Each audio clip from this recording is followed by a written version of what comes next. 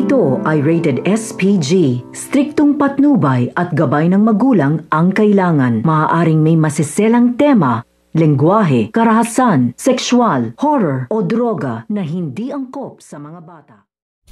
Dahil nagsampa na nga ng kaso ito nga si Roda dito nga kay Lola Tating, ay agad-agad nga ditong aaksyon ito nga mga pulis upang damputin nga o imbitahan ito nga si Lola Tanding dito nga daw sa presinto. Kaya kinagulat nga dito nito nga ni Marites at ito nga ni Lola Tanding ang bigla ang pagsulpot nga ng mga pulis dito nga sa kanilang pwesto at pinapalis na nga rin daw sila nito nga daw ni Roda. Dahil ito nga daw si Roda ay nagsampa nga daw ito ng kaso dito nga daw sa kanila at dadamputin na nga daw nila dito ito nga daw si Lola Tanding.